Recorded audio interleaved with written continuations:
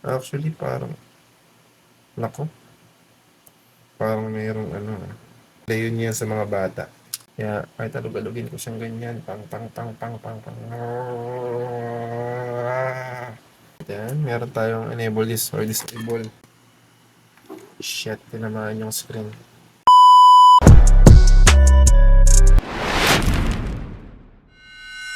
Welcome back sa ating channel and this is Denakimoto. At kung hindi ka pa nakasubscribe sa ating channel, mag-subscribe ka na. Alright, let's go. So for today's video guys, dumating na po ang ating inaabangan na action camera na galing sa DJI. So matagal ko po itong hinintay, almost 2 weeks na din po. Ito po ay nabili ko sa Shopee.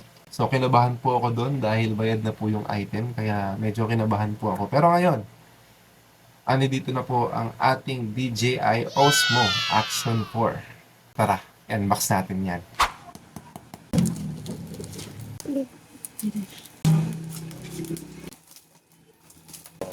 Dada DJI. lang. So, si DJI. Para secure. Para secure siya lang, no? Para secure ng kapal.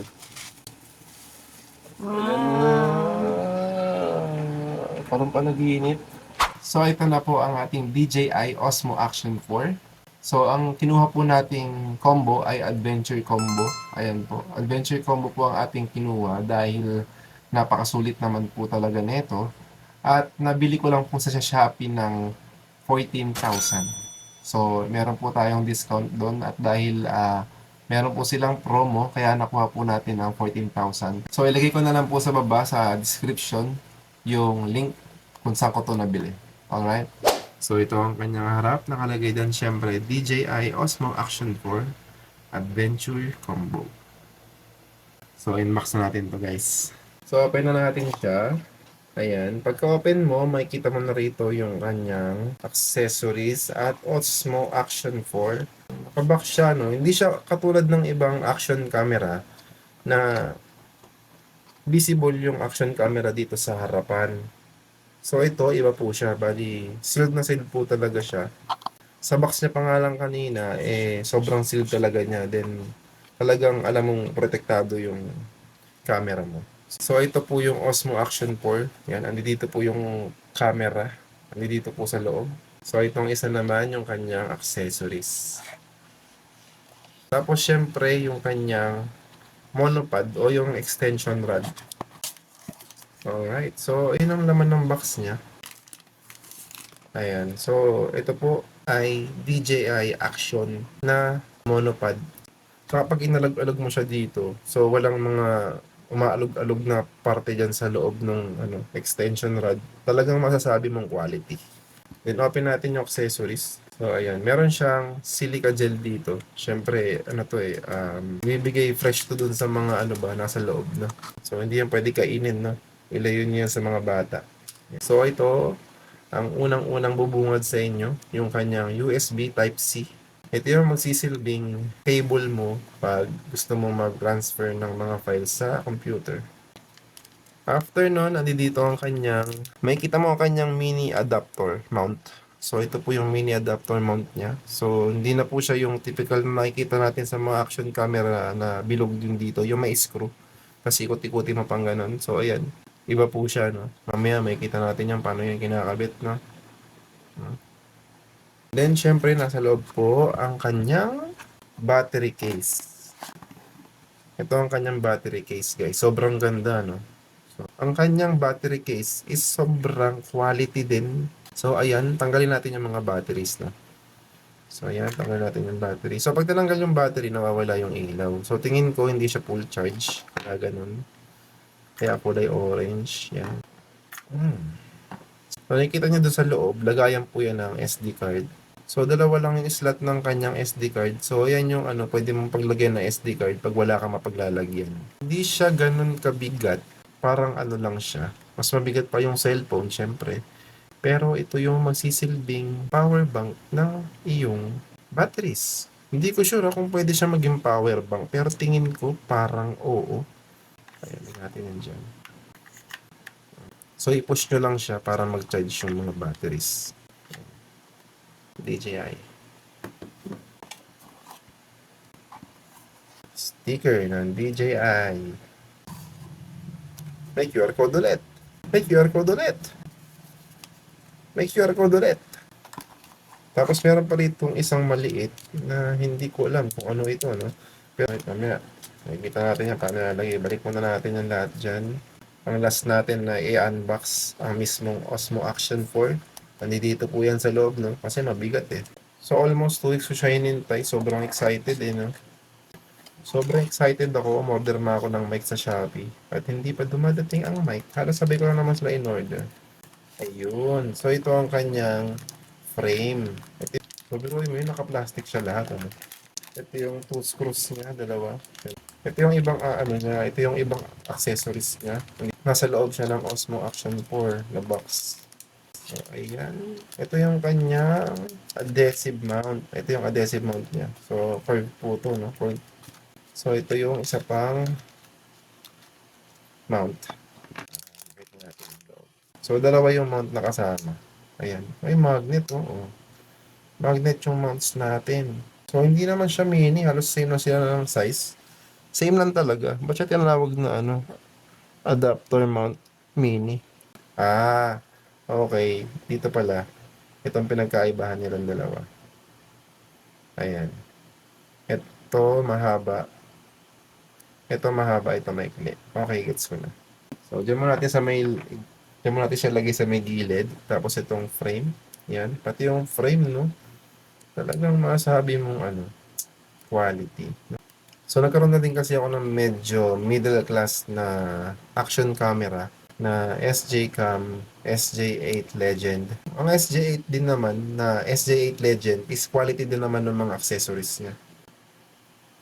Pero pagdating kasi dun sa may quality ng video is para sa akin noon, okay lang kasi nagsimula pa lang ako naman ako mag-vlog.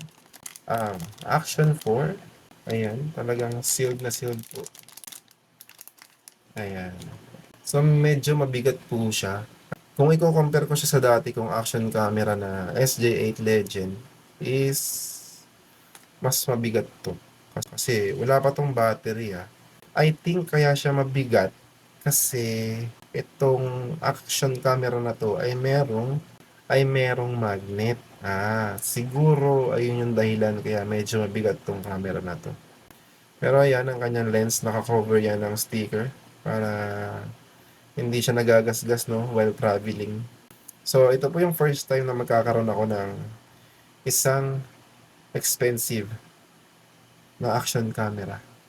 Actually parang nako, parang mayroong ano hindi ano lang pala. Fingerprint lang. So wala pa po siyang battery. Lagyan natin siya ng battery. So itong kanyang lagayan ng battery nasa dito sa may right side. So dito ang kanyang on and off. Tapos ito ang kanyang speaker. Ito ang kanyang shutter button. Ito po ay lagayan ng Type-C cable. So ayan, Type-C cable. Dito po sa may left side. Then dito sa ilalim, magnetic mount. Okay. So medyo nahirapan po ako siya ilagay, no? Okay na ba o hindi pa? So, tingin ko pa nag-click na okay na, no? Tsaka lumapat naman na siya. Yan, lapat na siya. Kaya, kahit alug-alugin ko siyang ganyan. Pang. Wala. Bukod kasi sa magnetic siya, meron pa siyang mga clamp. Ayan, ah. May mga clamp pa siya. Kaya, safety yung yung camera. So, open na po natin ang ating action camera. Oh. Okay, skip ko muna yan, So actually, na-open ko na to kanina. Pero, syempre, gusto ko itong ipakita sa inyo. Lalo na sa mga gustong bumili ng Action 4 na ayaw ng Action 5 at Action 6 dahil medyo budget friendly na po itong Action 4. Ano natin yun? Yan. April na. So, April na po ngayon, no? April 1, 2026. 1:32 ng madaling araw. So, ayan. Yan, nakikita nyo merong kasi nandito po yung sticker niya. So, tanggalin natin. So, ito po ang kanyang quality na napakaganda. So, ayan, meron siyang swipe to unlock screen. So, yan natin siya. So, bali dito sa kanyang front screen, pwede mong ayusin ang mga settings dyan kasi touchscreen din po siya. So, ayan, unlock natin ulit. Ayan, pwede mong i-adjust dito yung resolutions mo. So, syempre, pwede mo rin siya i-back. Ayan, nandiyan yung mga settings. Pwede mo siyang adjust sa harap para kung sakali, hindi mo na kailangan iharap sa'yo na ganyan. Kunyari, nakalagay sa chin mount mo, sa helmet. Nakatingin ka dun sa may sa side mirror mo. Pwede mo na siyang ayusin dito. Then, ito ang kanyang rear screen na touchscreen din syempre. Nakalock din po yan. Yan para iwas touch-touch, no? So, andyan din ang kanyang settings. Nasa right. Ito ang kanyang mga playback. Syempre, no SD card. Yan. Tapos, ito. Yung kanyang menus. Yan po yung menus niya. Meron tayo dyang photo, video, slow-mo, and time-lapse. So, dito lang muna po tayo sa video. Yan. Mga video. Ang resolution nito na stock is 1080p by 60 fps. So, pwede rin po siyang i-zoom. Ayan. Na-zoom din po siya. No? Para siyang cellphone na. No? So, hanggang 2.0 lang ang kanyang zoom. Okay, hold mo lang yan ng ganyan. Ayan. Balik na siya sa 1.0. SJ8 Legend ko dati meron din siyang zoom eh. Pero hindi sa lahat ng action camera applicable or available yung zoom. So, ito po ang kanyang mga resolution. Meron tayong 1080p. May 2.7K by 16 by 9. So, ito yung yung size nung sa screen. Pag napapanood nyo siya, pwede siya pang YouTube, pwede siya pang Facebook, pang Reels. So, ayan. Up to 120 FPS po, no? Ayan, so 30, 2.7K, 4K. 4K. So, hanggang 4K lang po kasi itong Action 4. Yan. Pero not bad. Okay na po yun, ano? So, 1080p tayo. Ayan, 30 hanggang 120 FPS. Hanggang 240 pag naka 1080p ka. Pero, para sa akin, okay na ako sa 1080p by 60 FPS. So, quality na camera na kasi to. Kaya, yung shoot ng 1080p by 60 FPS, hindi siya scam, no? So, maganda yung kuha nito. Kasi may mga action camera na naglalabas ng 4K resolution, pero scam po ang 4K. So, pag tinatch mo yung kanyang battery, makikita mo yung percentage ng battery. Hindi nyo nakikita, no? Ayan, 52%. Pag tinatch, so, syempre, wala tayong SD card. Ayan. Playback, wala tayong SD card. Ayan. So, ito yung menu. So, lalagyan natin siya ngayon ng SD card dahil meron akong SD card dito na galing sa aking Supremo 5K action camera. Lexar ang brand ng aking SD card.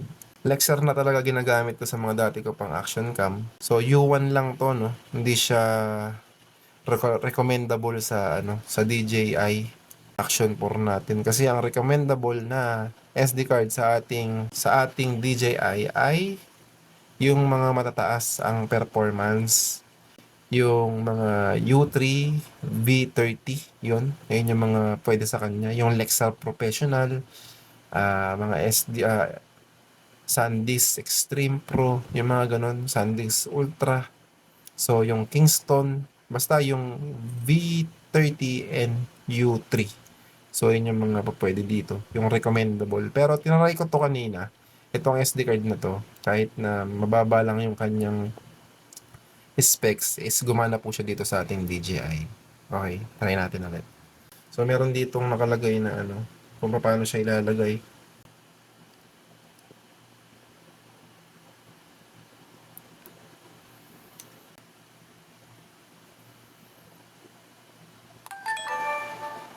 Alright. SD card speeds low. Shooting may stop. So, ibig sabihin, hindi talaga recommendable yung SD card na nilagay ko. Na U1 lang na mahina yung specs. Pero, still, kaya niya pa rin mag-record ng 1 hour and 9 minutes sa 1080p, 60 FPS. So, pero ang sabi nga doon, na slow nga yung SD card natin na pwede mag-stop habang nagvi-video tayo. So, inayos ko na to kanina, yung settings nito. Bali, yung exposure tsaka yung WB, mga naka-auto pa po yan. Tapos yung color natin, nakadilag na po ako, 10-bit. So, ito yung normal. Pero mas maganda kung didilag natin siya kasi mas maliwanag yung kuha tsaka mas detailed. Tapos yung FOV natin, naka-wide pero pwede mo siyang i-ultra wide, which is mas okay pag nag-motovlog tayo. Ayan. Tapos image adjustment, custom, yan. Naka 00 lang yan. So hindi ko muna siya gagalawin dahil hindi ko pa siya natatry sa pagmamotovlog. So hayaan ko muna siyang 00. So bali ba pwede ko i-adjust yan kasi binigyan na ako ni ChatGPT ng settings pang motovlog para dito sa ating DJI. So pag pinitit mo yung Pro, ayan, ito yung yung hindi mo magagalaw lahat ng settings. Pero pag nag-Pro ka, magagalaw mo lahat ng settings niyan. Ayan. So, syempre sa Pro ka na, no? Ayan. Tapos, ito yung playback. So, meron na akong video dyan kanina, kung makikita nyo. So, medyo maliwanag lang yung kuha, no? Kasi, yung cellphone natin. So, try natin babaan yung natin, cellphone. Ayan. So sa personal, talagang maganda talaga yung yung quality. Kahit na gamit ko is yung ah, low spec na Lexar. Tapos dito, so ito, so yung kanyang stabilization ay nasa loob ng resolution. Ayan, sa may RS, yan. Pag enough mo yan, syempre maalog yan. Pero mas mas wide siya. Yan, Rocksteady, yan, onting zoom. Pag nag-Rocksteady Plus tayo, ayan, naka-zoom na talaga siya. Parang ka lang. Tawag dito, parang normal na camera lang yung gamit mo. Pero recommendable dito, pag nag-motovlog ka, is Rocksteady. Ayan. Mode, pre-rec, loop recording. Ayoko mag-loop recording, no? So, off lang natin yan kasi pangit mag-loop recording, lalo na pa nag-edit. So, yung kanyang settings ay ito. Snapshot. Yan. May voice control din siya, no? Yan. So, pwede natin siyang i-voice command. Tingin ko. Pwede yon. OTG connection, wireless connection. Yan, meron siyang Wi-Fi. Ayan, meron siyang video comparison. Ay, video compression pala, no? Yan, wireless mic. Yan, para sa yan? Sa natin? Sa DJI mics. So, yun. Ito yung mga nasa settings niya. Typical na, settings niya dito. Meron tayong enable this or disable. Shit, tinamaan yung screen. Buksan yung camera, yung cellphone natin. Voice control on. Start recording. Oh. So, nag-record na ba siya? Oh, nagre-record na siya, di ba? Sinabi ko lang na start recording. So, yun yung voice control niya. Stop recording. Oh, see? Angus. So, pwede ka na voice control sa kanya. Kung gusto mong, ayaw mo na magpindot-pindot, no? So, off natin yan. So, hindi ko pa naman siya kailangan. So, ito daw is full front screen off. So, off natin yun. Sige, off natin yung Ayan. Off. Okay. Magiging lang siya. Yung landscape tsaka portrait. Okay. So, syempre ito, lock to, alam ko. Tapos, to? Save to C1. Hindi ko alam yan pero tingin ko parang ata yan. Ito, syempre, yung brightness. So, kanina naka 100 yan. Ginawa ko 20% kasi sobrang liwanag. Ayun. So, yun yung laman ng ating DJI Osmo Action 4. So, sa 32 gig natin, pag naka 1080p tayo, 60 fps, is meron tayong 1 hour and 8 minutes. So, tayo natin mag 4K. Ayan, 60 fps lang din. Oh, meron tayong 34 minutes. So, try natin mag-record kung kaya ng 32 gig na low specs sa 4K. Pero lumalabas pa rin yung SD card, speed slow, shooting, may stop. So okay lang, alam talaga. So yun, naka-rocksteady tayo. Ang sarap gamitin nito, yung tawag dito. Masarap na gamitin, pang cinematic. Ang ganda. So tingnan natin yung video natin dito. Pero lumalabas pa rin yung SD card, speed slow, shooting, may stop. So okay lang talaga. So ayun guys, malakas yung speaker ng camera niya, no? So sa mga naging action camera ko kasi, yung speaker ng camera is mahina. So ngayon lang ako nakakita ng speaker ng action camera na malakas. So ito ang ating all new DJI Action 4. So excited na akong gamitin to sa pagmamotovlog dahil ayun. Pero ngayon wala pa tayong SD card na high quality yung performance. Bukas bibili ako ng SD card nito sa mall para matry na natin, di ba? Yung pagkakabit. Oh, yes.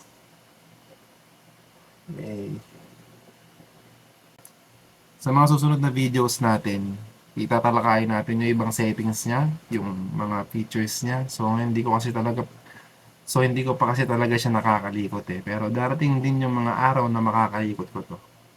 Kaya kung gusto mo panood yung video na yan, mag-like and subscribe ka na sa akin para updated ka sa mga i-upload kong video tulad nito.